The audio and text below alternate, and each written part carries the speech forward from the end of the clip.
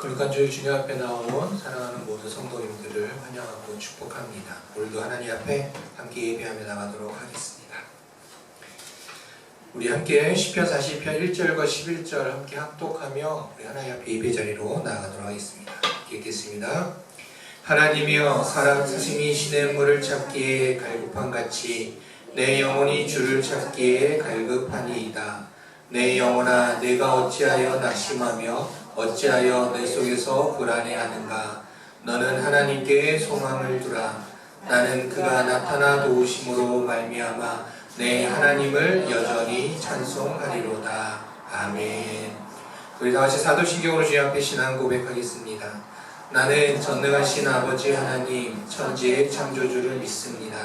나는 그의 유일하신 아들 우리 주 예수 그리스도를 믿습니다. 그는 성령으로 잉태되어 동정녀 마리아에게 나시고 본디오 빌라도에게 고난을 받아 십자가에 못 박혀 죽으시고 장사된 지 사흘 만에 죽은 자 가운데서 다시 살아나셨으며 하늘에 오르시어 전능하신 아버지 하나님 우편에 앉아 계시다가 거기로부터 살아있는 자와 죽은 자를 심판하러 오십니다. 나는 성령을 믿으며 거룩한 공교회와 성도의 교제와 죄를 용서받는 것과 몸의 부활과 영생을 믿습니다. 아멘. 오늘 이 시간에 우리 함께 하나님 앞에 찬양하며 나가도록 하겠습니다.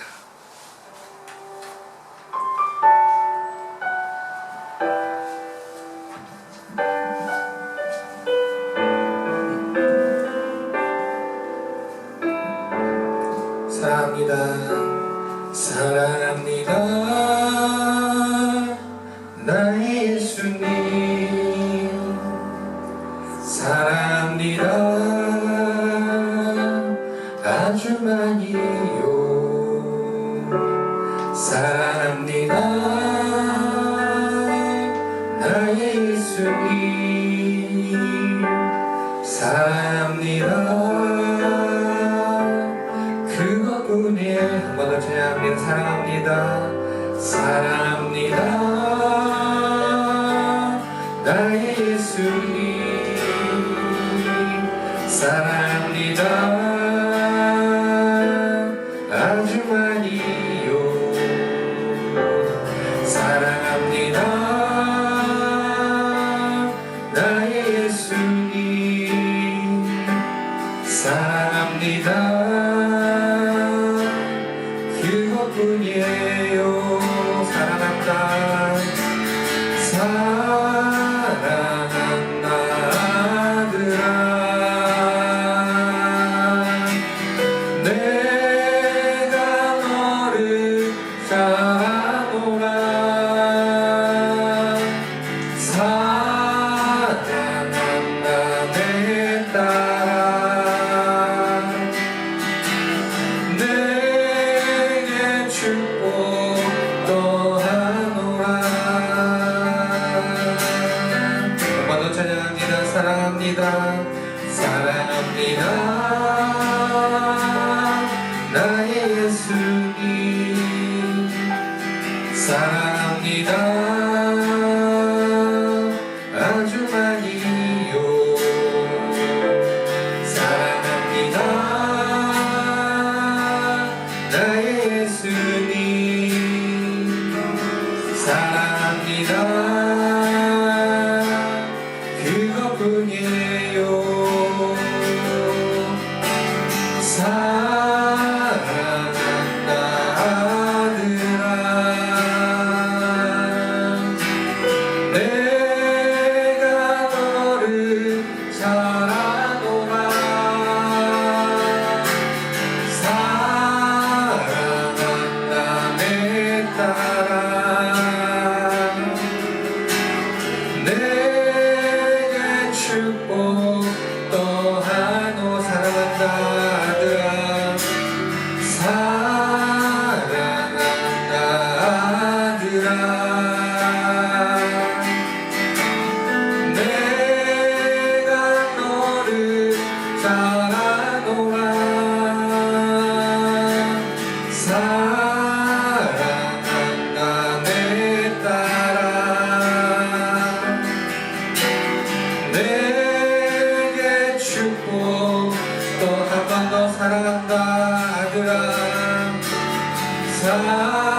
사랑한다 아들아 내가 너를 사랑하노라 사랑한다 내 딸아 내게 축복 더하노라 내게 축복 내게 축복 더하 마지막 한 번 더 내게 축복 더하노라 내게 축복 더하노라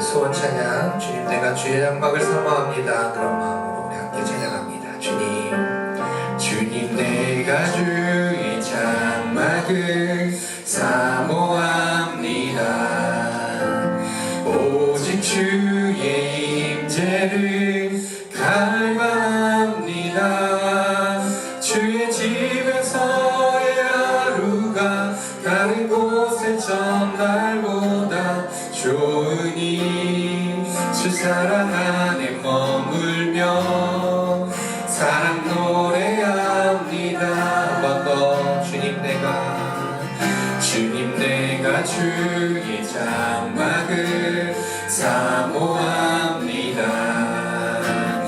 오직 주의 임재를 갈망합니다 주의 집에서의 하루가 다른 곳의 전날보다 좋으니 주 사랑 안에 머물며 사랑 노래합니다 나의 평생에 단 한 가지 소원 주의 아름다우신 보며 사랑 노래하는 것 나의 왕 되신 주님의 얼굴 구하며 주 사랑 안에 머물며 사랑 노래합니다 주님 내가 주의 장막을 사모합니다 오직 주의 임재를 갈망합니다 주의 집에서의 하루가 다른 곳의 전날보다 좋으니 주 사랑 안에 머물며 사랑 노래합니다 나의 평생에 단 한 가지 소원 주의 아름다우신 보며 사랑 노래하는 것 나의 왕 되신 주님의 얼굴 구하며 주 사랑 안에 머물며 사랑 노래합니다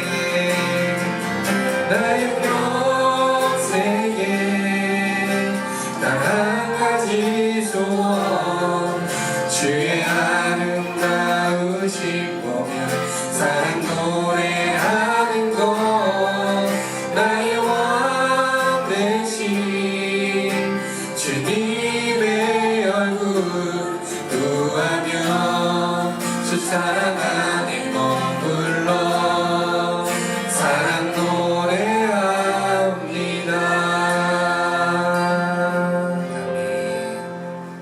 예수를 나의 구주 삼고 찬양하겠습니다.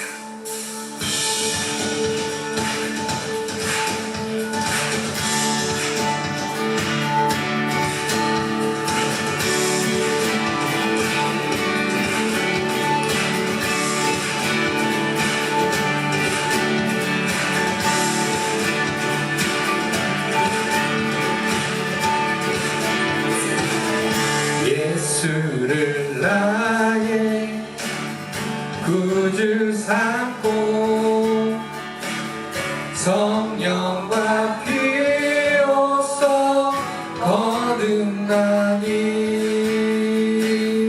이 세상에서 내 영혼이 하늘의 영광 누리도다. 한번 예수를 나의 구주 삼고 예수를 나의 구주 삼고 성령과 비로소 거듭나니 이 세상에서 내 영혼이 하늘의 영광 누리도다. 이것이 나의 간증이요 이것이 나의 찬송일세. 나 사는 동안 끊임없이 구주를 찬송하리로다.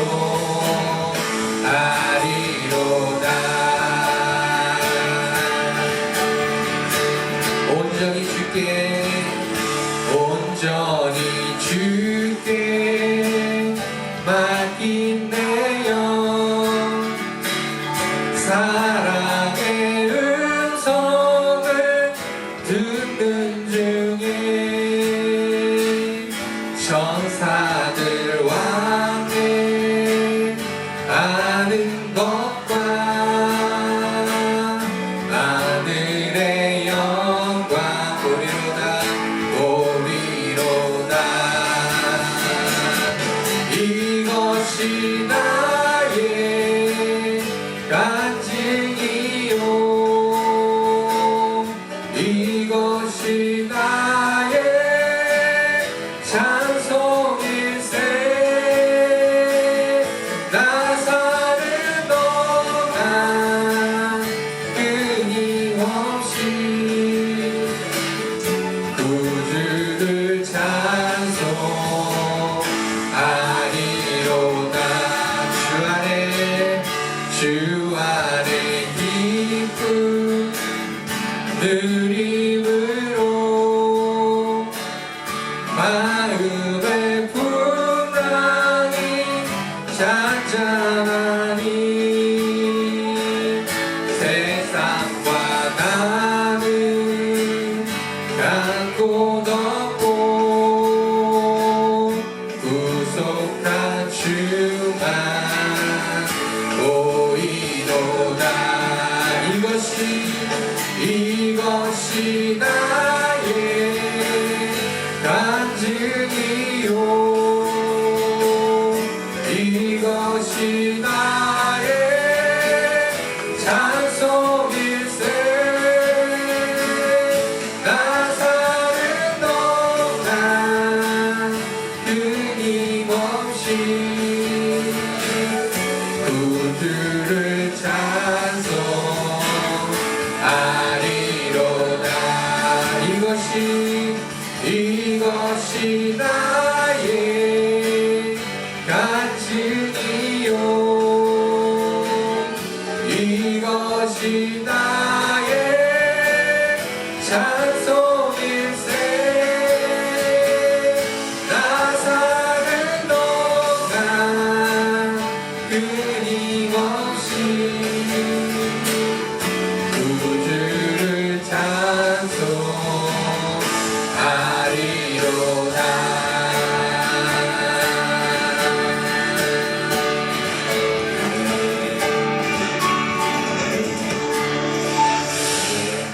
우리 마지막으로 말씀을 기억하며 드릴 결단의 찬양으로 오늘 이 찬양 드릴 텐데요. 가사 하나 생각하시면서 찬양하시고 이따 말씀 나누며 또 이 찬양의 가사를 다시금 믿음을 고백할 수 있도록 우리 함께 이 찬양 드리며 나아가도록 하겠습니다.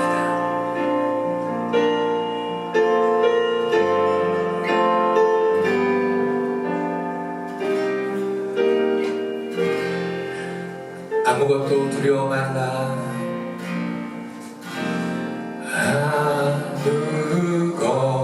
아무것도 두려워 말라. 주 나의 하나님이 지켜주시네. 놀라지 말라. 놀라지 마라. 겁내지 마라. 주님 나를 지켜주시네. 한 번 더.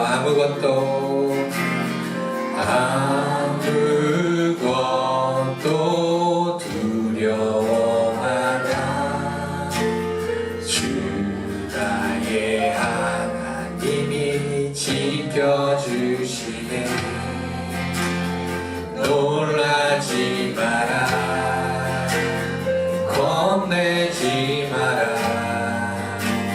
주님 나를 지켜주시네. 내 맘이 매겨워.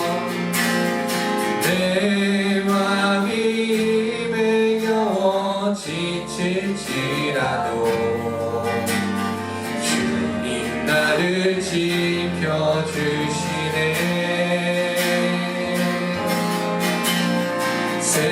세상의 험한 풍과 몰아칠 때도 주님 나를 지켜주시네.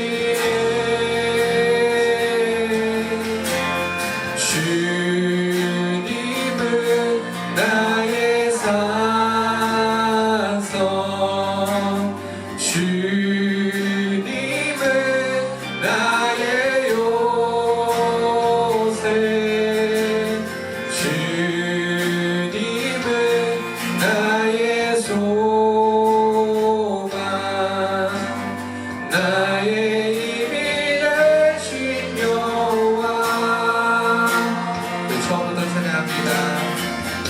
아무것도 두려워 말라. 아무것도 두려워 말라. 주 나의 하나님이 지켜주시네. 놀라지 말라. 놀라지 마라. 겁내지 마라. 주님 나를 지켜주시네. 한 번 더. 아무것도 두려워 말라. 주 나의 하나님이 지켜주시네. 놀라지 말라. 겁내지 마라. 놀라지 마라. 겁내지 마라. 주님 나를 지켜주시네. 내 맘이 매겨워. 내 맘이 매겨워 지칠지라도 주님 나를 지켜주시네.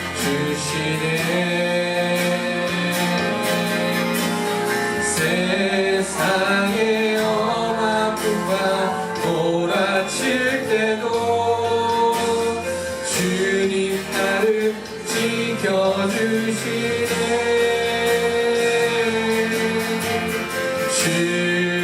주님은 나의 산성. 주님은 나의 요새. 주님은 나의 소망. 나의 힘이 되신 여호와. 내 맘이 매겨워. 내 맘이 매겨워 지칠지라도 나를 지켜주시네.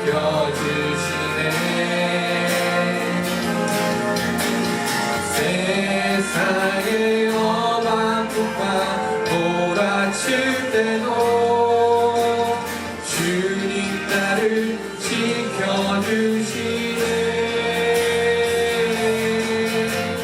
주님은 나의 산성, 주님은 나의 요새, 주님은 나의 소망, 나의 힘이 되신 여호와. 마지막으로 한 번 더 주님은 나의 산성, 주님은 나의 요새, 주님은 나의 소망, 나의 힘이 되신 여호와. 아멘. 기도하겠습니다. 우리와 함께 하시는 임마누엘의 하나님, 주님의 이름을 찬양합니다. 오늘도 거룩한 주일 이 시간을 기억하며 하나님 앞에 나와 주께 예배합니다. 하나님, 저희가 드리는 찬양과 이 예배를 주님 기뻐 받아 주시옵소서. 하나님 앞에 나와 예배하는 저희들 깨끗한 것 같고 하나님 앞에 의로운 자 같으나 여전히 저희들의 삶을 돌아볼 때에 부끄러웠던, 또 부끄러운 저희들의 모습들, 제약된 저희들의 잘못들을 주님 앞에 이 시간 고백하며 나아갑니다.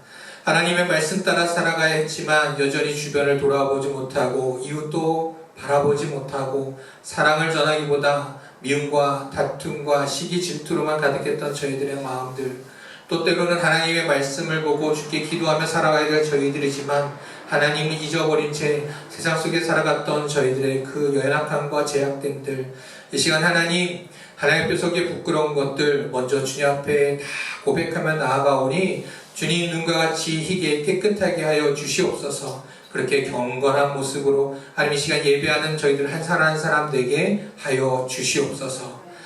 하나님, 세계를 바라보며 나라를 바라보며 여러 가지 많은 일들이, 소문들이 무성하며 저희들을 불안하게 하며 살아가는 이 사회 속에 살아가고 있습니다. 아니, 그 불안함은 단순히 불안과 두려움뿐만 아니라 삶의 터전을 잃어버리고 살아가는 이들도 있게 하고 있습니다. 하나님, 사회와 세상과 세계 가운데 있는 많은 문제들 속에 주님 함께하여 주시고 그 문제들 속에 하나님의 지혜와 또 하나님의 섭리를 보여주시며 더불어 그 안에서 삶의 터전을 잃어버리고 삶을 잃어버리고 살아가는 이들, 하나님께서 그들과 만나 주셔서 하나님 속히 그들의 삶이 회복되어 줄 수 있도록 주여 인도하여 주시옵소서. 저희들의 일상이 하나님의 은혜임을 믿음으로 고백할 수 있도록 주여 도와주시옵소서. 하나님, 오늘도 주의 말씀을 들으며 나아가길 간절히 원합니다. 저희가 들었던 찬양의 가사 하나하나가 저희들의 믿음의 고백이듯 오늘 주시는 하나님의 말씀을 통하여 하나님의 음성을 듣고 또 믿음의 결단들이 일어나기를 원합니다. 하나님, 주의 말씀을 듣고 또한 그것을 그냥 듣고 그치는 것이 아니라 그 말씀을 마음에 새기며 삶에 적용하고 행하며 살아감으로 인해서 세상 가운데서도 하나님의 자녀로 빛과 소금의 역할을 온전히 감당하며 살아가는 저희들 한 사람 한 사람 될 수 있도록, 그렇게 하나님의 영광을 올려드리는 믿음의 성도들 될 수 있도록 주여 인도하여 주시옵소서. 하나님, 무엇보다도 거룩한 주의 주님 앞에 나와 예배해야 되지만 이 시간에도 여전히 하나님 앞에 나와 예배하기에 두렵거나 떨림이 있는 이들이 있다면 하나님, 그들의 마음 가운데 성령이 임하여 주셔서 하나님 마음을 붙잡아 주시고 주일에 하나님 앞에 나와 예배하는 것, 이것이 믿음의 자녀요 하나님의 자녀로서 당연한 것임을 다시 고백하며 주께 나와 예배할 수 있도록 그들의 발걸음을 인도하여 주시옵소서. 저희가 드리는 모든 예배를 주님께 맡기며 왕 되신 우리 주 예수 그리스도 이름으로 기도드립니다. 아멘.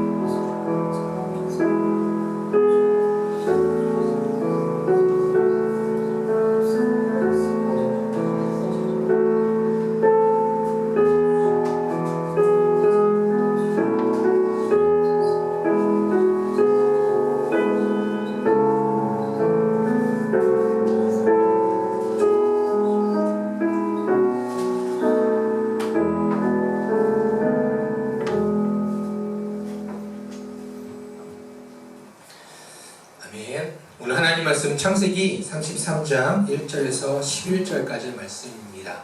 조금 오늘은 전체 본문을 함께 보고 싶어서 조금 길게 했습니다. 그래서 오늘은 우리 한 절씩 제가 홀수절 읽고 그 다음에 짝수절 이렇게 교독하고 11절을 같이 한 목소리로 합독하는 시간을 갖도록 하겠습니다.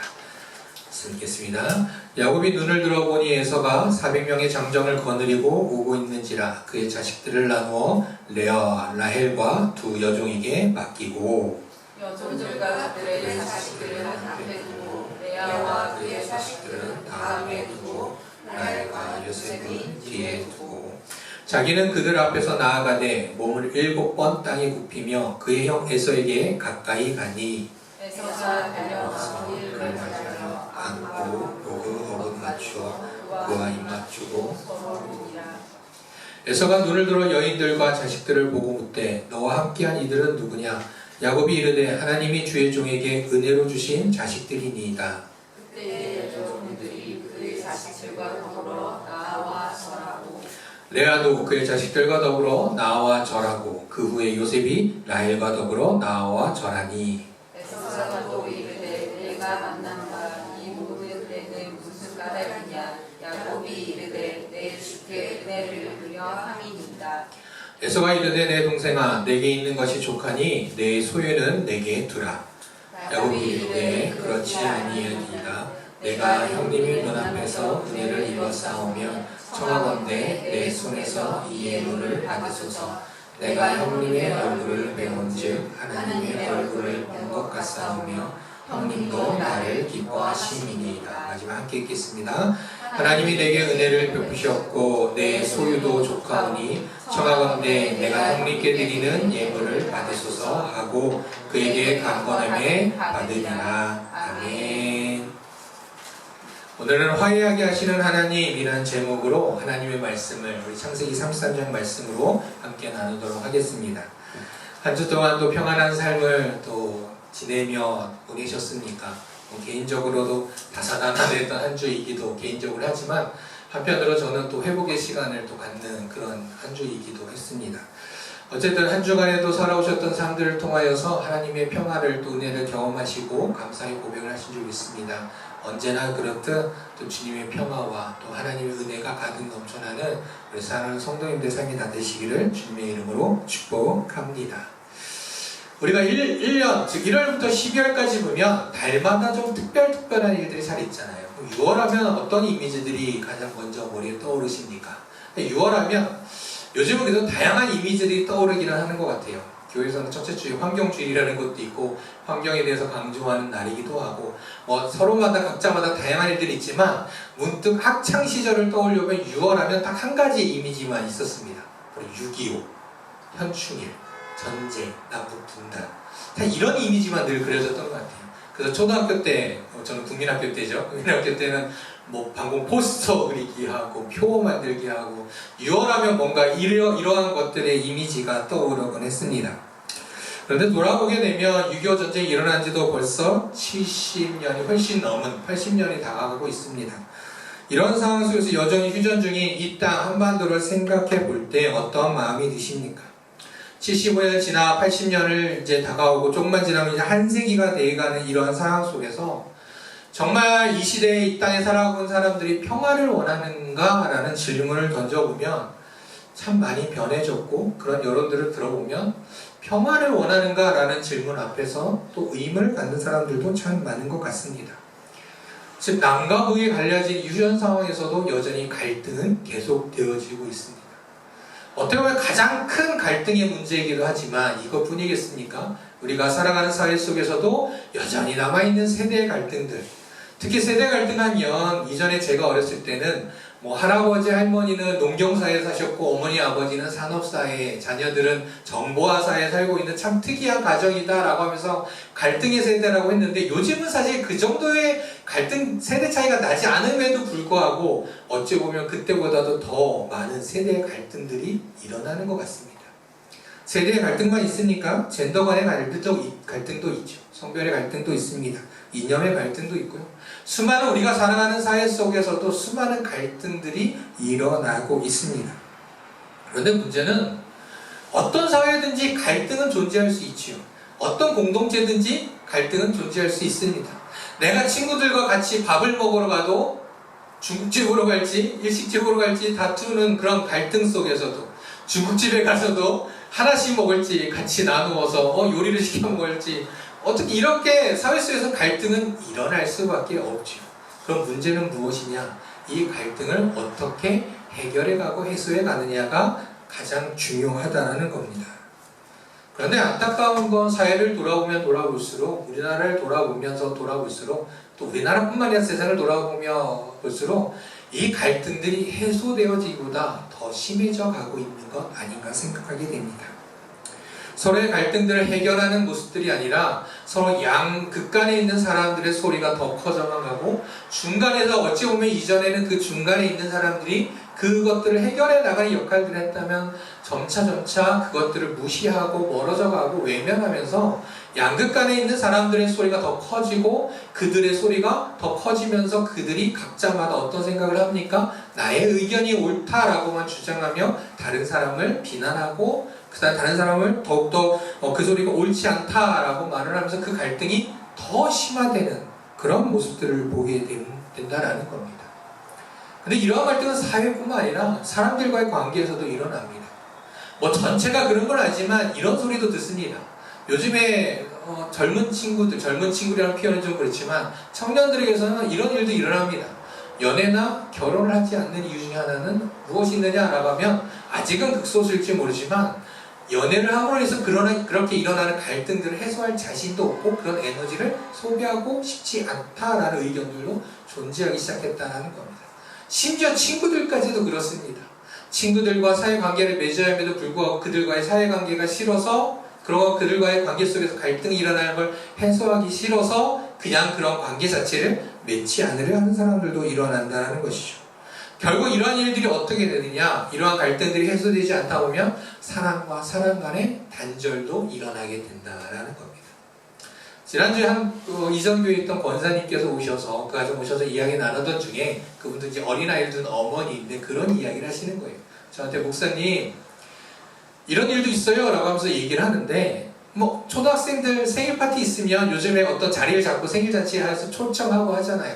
그런데 이렇게 한대요. 생일을 맞이한 아이의 어머니가 그 친구들의 어머니한테 마치 무슨 행사 공지하듯이 몇월 며칠에 내 아들이 생일잔치를 합니다. 10분 전까지 데려와, 꼭 10분 전까지 꼭 데려와 주시고 몇 시에 마칠 때니까 몇 시까지 꼭 와서 데려가세요 라고 공지만 한다라는 겁니다. 물론 뭐 그럴 수도 있지 라고 생각할지 모르지만 이전에 우리가 살아가는 모습들은 어떤 모습들이 있었습니까? 어떤 생일잔치가 있다고 하면 때로는 그냥 자연스럽게 아이들이 모여서 생일잔치 하기도 하고 어떤 경우에는 어머니들도 같이 오셔서 어머니들끼리 교류도 갖는 경우들도 있었습니다.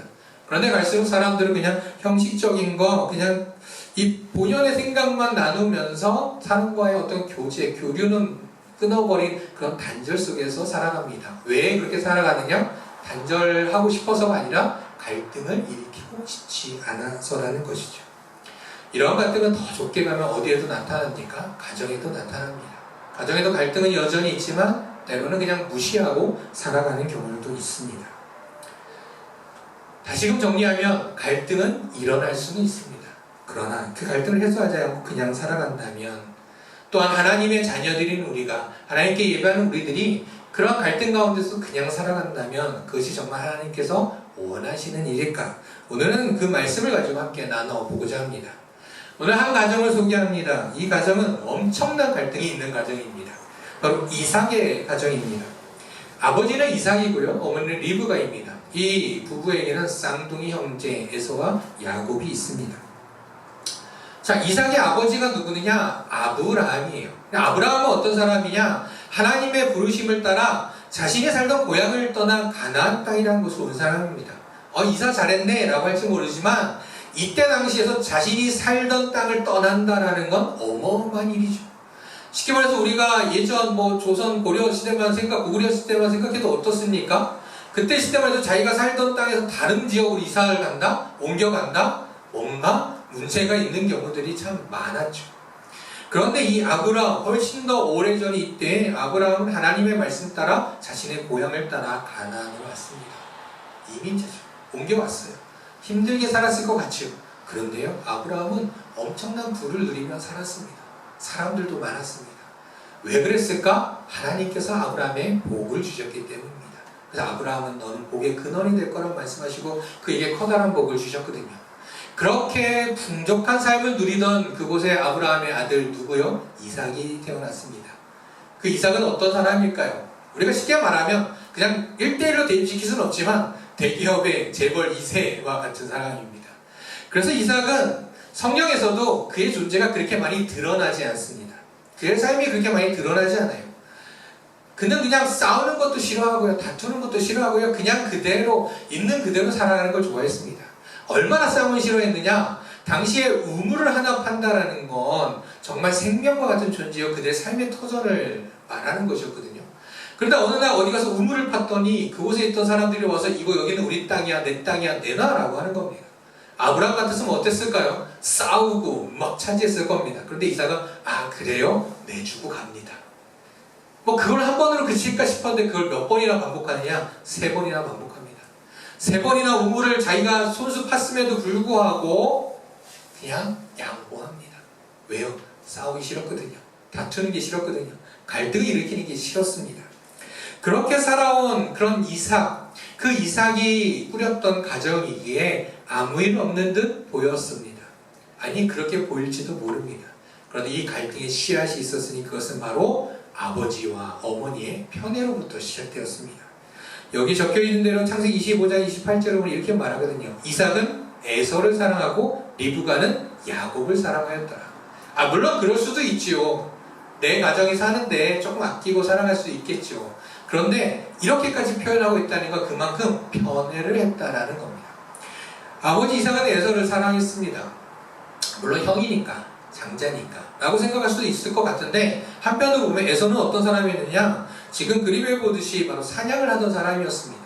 용맹한 사람이었습니다. 늘 자신감이 넘치던 사람이었죠. 이삭과 어때요? 조금 다른 이미지였습니다. 어찌 보면 이삭이 볼 때 에서가 참 괜찮아 보였던 것 같습니다. 그래서 이삭은 늘 에서를 장자로서 또한 그가 원했던 모습이 바로 에서에게 있었기에 그를 사랑했었습니다. 그에 반해 리브가는 집안일을 돕기를 좋아하고 어머니를 돕기를 좋아하는 이 야곱이 있었기에 야곱을 매우 사랑했던 것입니다. 이렇게 편애하던 가정 속에서 뭐 그럴 수도 있지 않을까라고 했지만 더 큰 불씨를 그간에 심게 됩니다. 왜냐하면 에서와 야곱은 형과 동생이지만 아까 어떤 관계라고요? 쌍둥이였습니다. 아니 쌍둥이였어도 갈등이 일어날 수도 있고 서로 경쟁할 수도 있었을 텐데 아버지와 어머니가 편애를 하다 보니 이들의 갈등은 심해졌습니다. 그래서 어떤 일이 벌어지느냐? 자, 이 가운데 에서는 어떠한 생각을 하느냐? 자신은 장자임에도 불구하고 또 장자로서 늘 자신감 있고 용맹스럽게 살았던 사람임에도 불구하고 그는 아버지의 지지를 받고 있기 때문에 나는 당연히 장자야, 나는 대단한 사람이라 여기고 있는 가운데 자신의 장자권을 그냥 조금 가볍게 여기는 사람이었습니다. 가볍게 여겨도 어차피 내 거니까, 나는 아버지가 사랑하는 사람이니까 라는 거였죠. 그에 비해 야곱은 어떠했느냐? 쌍둥이인데 왜 형만? 이라는 마음이 가득했죠. 어머니가 나를 사랑하는데 라는 마음으로 그 복을, 장자의 복에 대해 욕심을 가지게 되었습니다. 그래서 우리는 뭐 교회 안 다니신 분들도 한 번씩은 다 들어봤던 이야기죠. 팥죽 사건이 일어납니다. 야곱이 형에게 팥죽을 팔며 장자권을 요구합니다. 에서는 뭔 말도 안 되는 소리냐? 라고 할 텐데 에서는 에휴 네가 뭐 말해봐야 그 말이 무슨 효용이 있겠냐? 라고 하면서 그래 알았어 팥죽 줘 라고 하면서 자신의 장자권을 가볍게 팔아버립니다. 자, 이렇게 형을 속였던 야곱, 결국에 그냥 단순히 지나갈 만한 그런 에피소드는 실제로 일어나게 됩니다. 대수롭지 않게 여겼던 그 장자권에서는 결국 야곱에게 뒤통수를 맞게 되었습니다. 자, 이 상황에서 어머니는 무엇을 하느냐? 어머니 리브가는 야곱이 형을 속이고 아버지를 속일 수 있도록 적극적으로 돕습니다. 어찌 보면 이 야곱이 형의 장자권을 아버지로부터 대신 받고 속여서 대신 받고 복을 받았을 때에 어머니와 아버지 입장에서는 형이 동생으로 하여금 형에게 가서 용서를 빌라라고 말할 수 있었음에도 불구하고 그냥 바라만 봅니다. 아버지는 어떡하냐? 에서가 와서 아버지 어떻게 된 일이니까? 라고 할 때 순간 놀래며 순간 반응을 보이지만 어쩔 수 없다 라고 하면서 그냥 수수방관했습니다. 어머니는 아까 말씀드린 대로 이 일에 적극 동참했습니다. 그리고 야곱이 형에게 한 번 더 용서를 구하면서 그 갈등을 해결해야 될 상황 속에서 아버지와 어머니는 어떤 결정을 하느냐? 야곱아 도망가거라 라고 이야기를 합니다. 거기서 동생을 죽이겠다고 말하고 있는 형, 그리고 복을 받을 욕심이 가득했지만 그 형의 모습에 두려움으로 도망가게 된 동생, 그리고 여전히 그대로 남아있는 아버지와 어머니, 이 가족의 갈등의 문제는 어느 것 하나 해결되지 않은 채 야곱이 도망감으로 20년 동안 그대로 묵혀 있었습니다. 그리고 그 20년이 지난 지금 바로 오늘입니다. 20년이 지난 지금 갈등이 여전히 남아있던 이런 상황 속에서 어떻게 되었는지를 오늘 말씀을 우리가 함께 보면서 오늘날을 살아가는 우리들도 우리가 겪게 되는 많은 갈등 속에서 어떻게 해야 되는지, 하나님은 어떻게 말씀해 주고 계시는지 한번 우리가 귀 기울여 들어보며 그 안에서 우리 각자마다의 믿음의 결단을 세우는 이 시간 되기를 간절히 원합니다. 오늘 말씀의 배경을 한번 보겠습니다. 20년이라는 시간이 지났다고 말했습니다. 자, 야곱이 도망가고 오늘 본문 전까지는 이삭과 리브가와 에서에 대한 많은 이야기가 나오지 않습니다. 잠시 에서에 대한 이야기가 나올 뿐 20년 동안 이 셋이서 무슨 이야기를 했는지 어떻게 살았는지는 이야기하지 않고 이 사이 동안은 바로 야곱에 대한 이야기만 계속 이야기입니다. 자, 야곱은 어떤 삶을 살았느냐? 야곱은 삼촌의 집에 가서 그래서 도망가 살면서 레아와 라헬이라는 두 아내를 취하게 됩니다. 또한 그를 통하여서 자녀들도 많이 얻게 되었습니다. 그리고 삼촌의 밑에서 일하면서 어떻게 보면은 노동 착취 현장 같은 모습이 보여지기도 했습니다. 그러나 삼촌의 그러한 교묘한 생각이 있었음에도 불구하고 하나님께서 이 야곱을 도우심으로 야곱에게도 풍족한 은혜를 부어주셨습니다. 즉 야곱은 그 가운데서도 도망갔지만 그 가운데서도 가정을 꾸리고 가는 부도 많이 취하게 되었습니다. 그리고 그러하던 가운데 20년째 야곱은 이제 그리워하던 집으로 돌아가리라 결심하게 되었습니다. 자, 이제 형과 만나게 됩니다. 에서와 야곱의 그 만남의 모습이 오늘 그려지고 있습니다. 그 모습은 어떠냐? 에서 앞으로 야곱이 가장 앞으로 나아갑니다. 그리고 그 뒤에는 종들이 가득 있고 그 뒤에는 레아와 그의 자식들, 그리고 뒤에는 라헬과 그의 자식들이 야곱의 뒤를 이어서 있습니다. 자, 그렇게 돼 있고 야곱은 이제 에서에게 7번 땅에 절하며 에서에게 형에게 다가갑니다. 20년 만에 만난 에서와 야곱. 20년 전 야곱이 마지막으로 들었던 에서의 모습은 어떤 모습이었느냐? 자신을 죽이겠다라고 하던 화가 난 형 에서의 모습이었죠. 그렇기 때문에 야곱은 그때의 기억을 가지고 에서를 쳐다보지도 못하고 엎드려 절하며 고개 숙이며 다가갑니다. 그때 에서가 달려와 야곱을 끌어안습니다. 그런데 형제는 부둥켜 안고 울었습니다.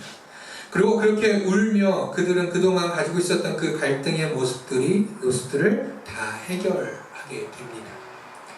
어찌 보면 동생을 죽이려고 했던 그 형의 모습이 아니라 이제는 동생을 만나 그리워했던, 그래서 눈물 흘리는 형의 모습을 볼 수 있었던 것이죠. 그렇게 형과 에서의 만남은 두려움과 공포가 아닌 바로 그동안 있었던 20년 전에 있었던 그 모든 갈등들이 눈 녹듯 녹아내리는 그러한 모습을 보여주었던 것입니다. 여기에 있는 대로 오래된 원망과 두려움이 그들이 함께 부둥켜 안고 울며 다 녹아버렸던 것이죠. 그러면 성경 이야기는 이렇게 갑니다. 에서 보고 저들은 누구냐라고 이야기합니다. 그러면서 야곱은 자신의 식솔들을 한 명 한 명 다 소개해 줍니다. 그리고 에서는 또 하나 질문합니다. 아니 너 앞서 나에게 보냈던 이런 것들은 무엇이냐라고 말합니다. 뭐냐면 야곱이 에서에게 먼저 예물들을 먼저 보냈었거든요. 그래서 야곱이 이야기합니다. 형에게 용서를 빌며 형의 은혜를 구하고자 이것들을 보냈습니다 라고 말해요. 에서는 아니야 괜찮아 라고 이야기하지만 야곱은 형의 은혜에 너무 감사합니다, 꼭 받아주세요 라고 한 번 더 권하면서 에서는 고맙다 알겠다 라고 하면서 받게 됩니다. 20년 전에 문제가 가득했던 이 가정은 이 형제의 만남 그리고 그로 인한 화해를 통하여서 모두 해결되게 되었습니다. 그런데 어떻게 자신의 복을 훔쳐간, 그냥 단순간에 한 번 하나 뺏어간 것이 아니라 자신이 얻었어야 될 장자권을 다 훔쳐간 거거든요. 뺏어간 거거든요. 그렇게 죽이려고 했던 그 형 에서의 그 모습과 목을 가로채려던 그 욕심 가득했던 이 두 형제가 어떻게 화해를 할 수 있었던 것일까요? 그저 20년의 시간이 쭉 지났기 때문에, 그냥 성장했기 때문에, 자랐기 때문일까요?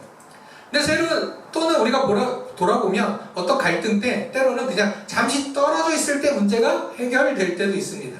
왜요? 감정으로 인해서 생겨났던 갈등들은 시간이 지나면 그 감정이 조금 사그라들면서 해결되기도 한다는 것이죠.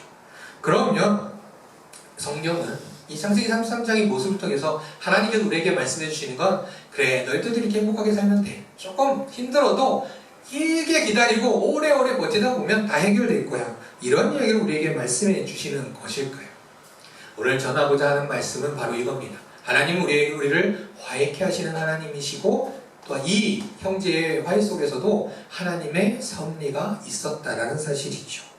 두 가지를 살펴보고자 합니다. 첫 번째는 바로 하나님께서는 야곱에게 임마누엘 하나님을 경험하게 하심으로 그에게 담대함을 허락하셨다라는 겁니다.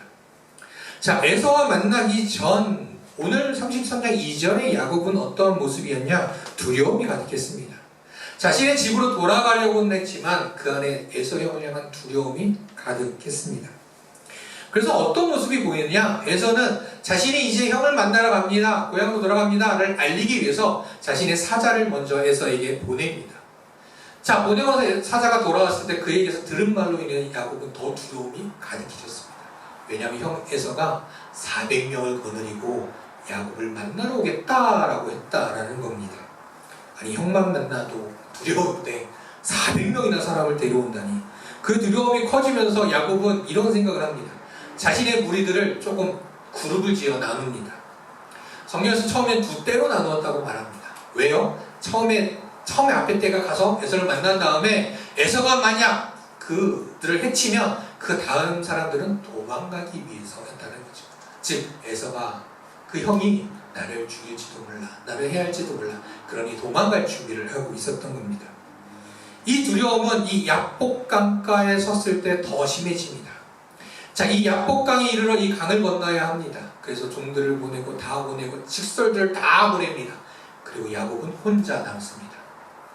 다 넘겨보내고 자기 혼자 남았다는 것이죠. 왜 그랬을까요? 그는 여전히 두려움에 가득했었습니다.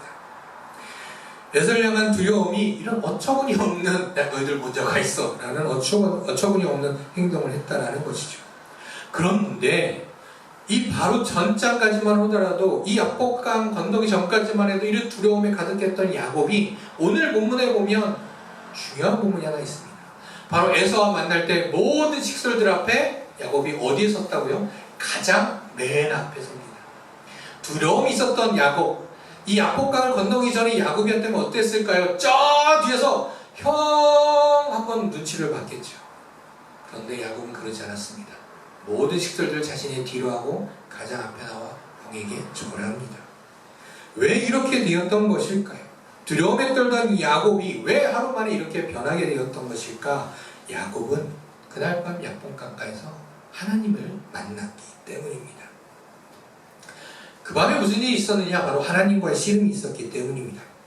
하나님과의 씨름을 통해서 야곱은 자신과 함께 하시는 하나님을 다시금 고백하게 되고 경험하게 됩니다. 물론 하나님께서 너와 함께하고 너에게 복을 주리라 약속을 하셨습니다.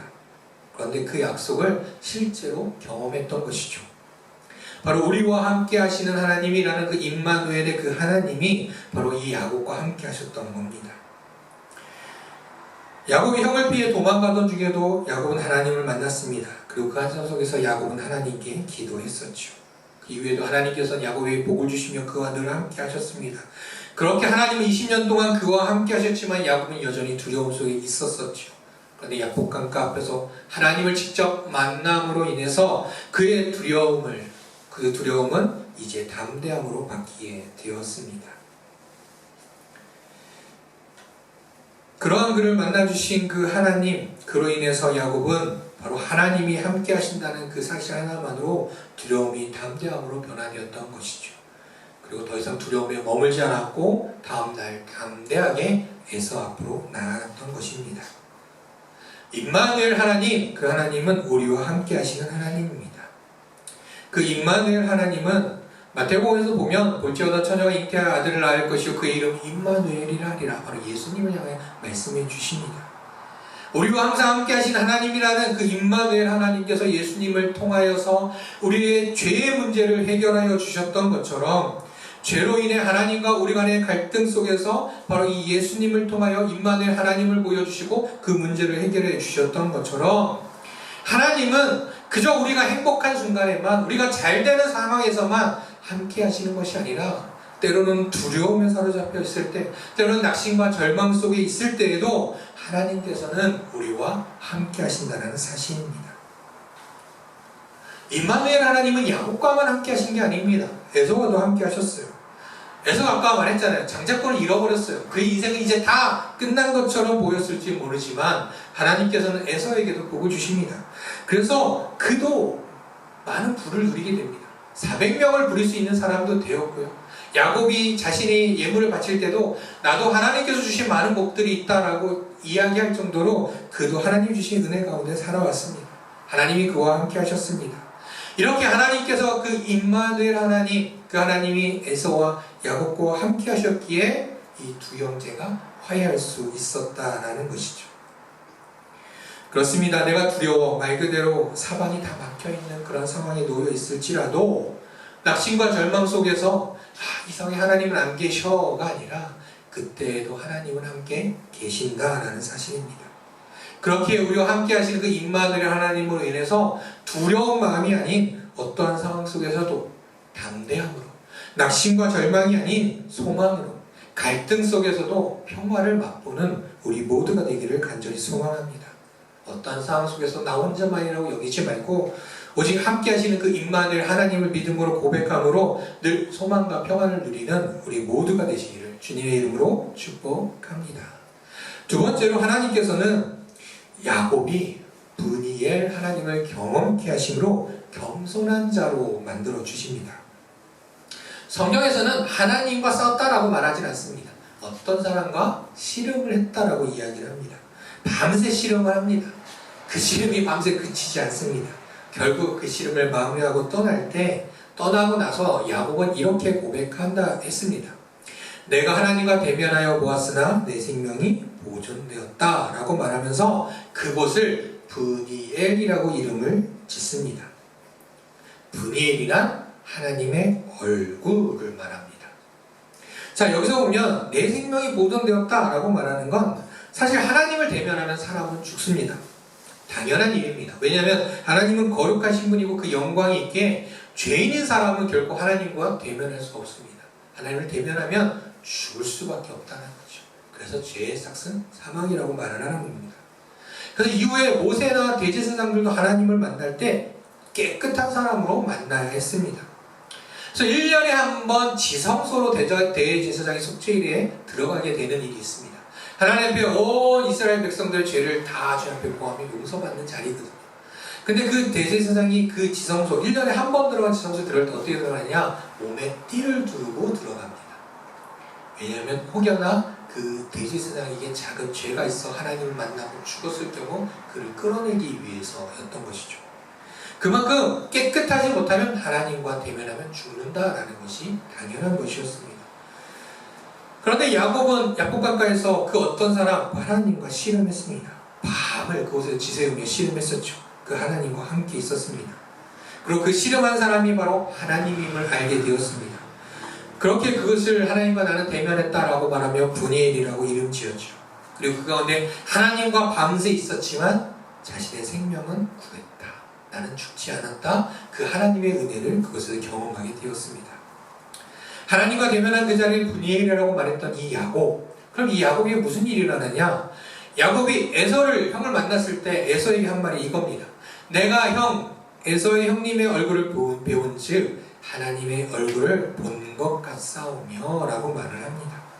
즉 형을 보며 하나님을 본 것 같다 말합니다. 즉 하나님을 대하듯 야곱은 에서를 대했던 것이죠. 그래서 엎드렸던 것입니다.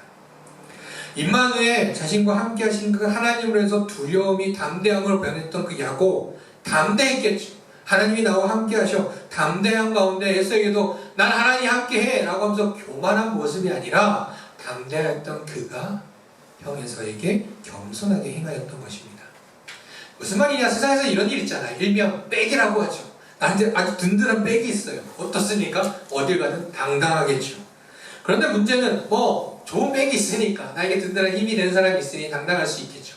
근데 그 당당함을 가지고 거만하게 굴고 교만하게 굴면 그러한 모습들은 결코 좋은 결과를 얻을 수 없을 거라는 겁니다. 그러한 모습들은 결코 갈등을 해소할 수 없다라는 거죠. 갈등을 더 야기시키고 더 심화시킵니다. 자, 오늘 야곱이 어떠했다고요? 정말 대단한 백, 누가 하나님이 계심을 그는 경험했습니다. 그런 하나님이 계심에 두려움이 사라지고 담대함이 가득했던 그지만 그는 결국 교만하지 않았고 겸손함으로 하나님 형 에서에게 다가갔고 이를 통하여서 둘은 화해하게 되었다는 것이죠. 사람들은 어떤 문제들 앞에 갈등 앞에 서로 다투기도 합니다. 그런데 그 다툼 앞에 겸손에 사라지면 어떻게 될까요? 서로 무시하고 비난하다 보면 처음에 시작했던 건 아주 작은 문제였음에도 불구하고 그 갈등은 더 커져만 가게 된다라는 겁니다. 예수님께서도 이 아이에게 또 형제들이 한 것이 나에게 한 것이다 라고 말씀하시면서 사람들을 대할 때 무슨 일을 하든 바로 나를 대하듯 해라 라고 이야기를 했습니다. 사도 바울 또한 이렇게 이야기합니다. 무슨 일을 하든지 마음을 다하여 오직 주께 하듯 하라 라고 이야기를 했습니다. 오직 무슨 일이든지 겸손해라, 그리고 겸손하게 섬겨라 라고 이야기했던 겁니다. 바로 이렇게 겸손히 나아갈 때 바로 그런 갈등은 분열과 다툼이 아니라 화해와 평화의 관계로 만들어 간다는 것이죠. 오직 모든 일에 하나님을 대하듯 겸손히 해야 할 때 그렇게 행함으로 인해 화해와 평화의 삶이 가득한 저 우리 성도님 삶이 되시기를 주님의 이름으로 축복합니다. 이렇게 화해하게 하시는 하나님, 그 하나님은 우리에게 또 이렇게 말씀하십니다. 고린도후서 5장 말씀에 보니 그러므로 우리가 그리스도를 대신하여 사신이 되어 하나님이 우리를 통하여 너희를 권면하시는 것 같이 그리스도를 대신하여 간청하노니 너희는 하나님과 화목하라고 이야기합니다. 단순히 사람과 사람, 사회관계 속에서 갈등 문제들만 해결하는 것이 아니라 이제는 죄로 인해 하나님과 사람 사이에 갈라져 있는 사람들도 하나님과 화목하게 하는 일을 우리에게 하라 말씀하신 것이죠. 바로 그리스도를 대신하여 사신이 되라 말씀하신 건 사람들에게 바로 하나님과 관계를 화목케 하는 일을 너희들의 사명으로 여겨라 라고 말씀해 주고 있는 것입니다. 그리고 이 사명을 감당할 때 어떻게 하나님께서 해주신다고요? 내가 너와 함께한다. 그리고 그들을 대할 때 나의 얼굴을 보듯이 대하여라. 겸손하게 해라 말씀해 주시는 것이죠. 그러할 때 비로소 에서와 야곱이 화해하였던 것처럼 하나님과 저들이 또한 그 안에 우리가 모든 공동체들이 하나님의 온전한 평화를 누리게 된다라는 겁니다. 사랑하는 성도 여러분, 임마누엘 우리와 함께 하신 하나님으로 인해 담대함으로 살아가는 우리 모두가 되기를 간절히 원합니다. 또한 분야를 기억하며 하나님의 얼굴을 대하듯이 다른 이들을 대할 때 무슨 일을 하든 겸손함으로 나아가는 우리 모두가 되기를 원합니다. 그러므로 인해서 세상 가운데 또 우리 삶의 자리에 가운데 모든 순간순간 상황들 속에서도 하나님과 사람을 화목하게 하는 삶, 또한 그 안에 내가 사랑하는 많은 이들이 여전히 구원을 받지 못한 이들이 있다면 우리들을 통하여서 바로 그들이 구원받고 천국의 소망을 함께 품는 그런 은혜로운 일들이 바로 우리 각자의 삶들 속에 가득 넘쳐나기를, 그로 인한 하나님께 영광되는 삶이 우리 성도님들 삶이 다 되시기를 주님의 이름으로 축복합니다. 우리 아까 함께 드렸던 아무것도 두려워 말라 이 찬양 우리 한번 함께 더 드리고요, 이 가사의 고백처럼 두려워 말라 내가 너와 함께한다 라고 말씀하신 그 주님의 음성을 들으면서 오늘 이 말씀을 통해 주신 우리 믿음의 결단들 주님 앞에 고백하는 시간 되기를 간절히 원합니다. 함께 찬양하겠습니다.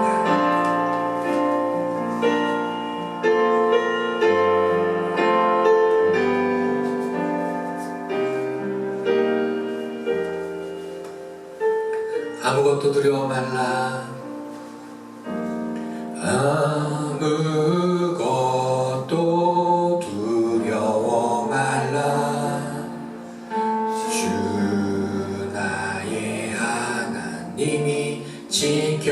지켜주시네. 놀라지 마라, 겁내지 마라. 주님 나를 지켜주시네. 한 번 더.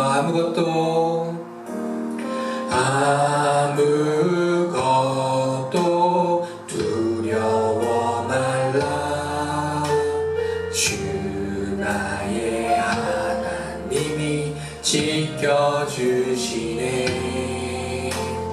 놀라지 마라, 겁내지 마라.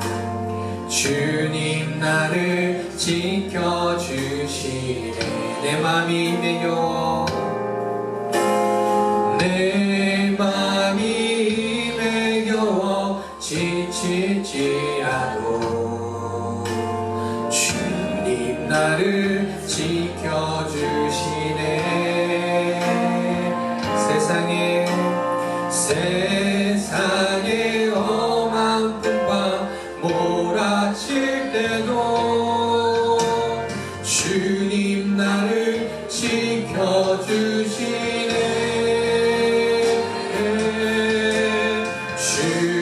주님을 나의 산성, 주님을 나의 요새, 주님을 나의 소망, 나의 힘이 되신 여호와. 아멘. 우리 말씀 기억하면서 이 시간 하나님 주님의 결단을 가지고 기도하며 나가도록 하겠습니다. 기도하겠습니다. 하나님, 오늘에서 야곱의 화해의 모습을 살펴보며 하나님 이스라엘 우리가 살아가는 삶들 속에서 하나님 많은 수많은 갈등 속에 하나님의 자녀 우리가 어떻게 될지 다시 고백하게 됩니다.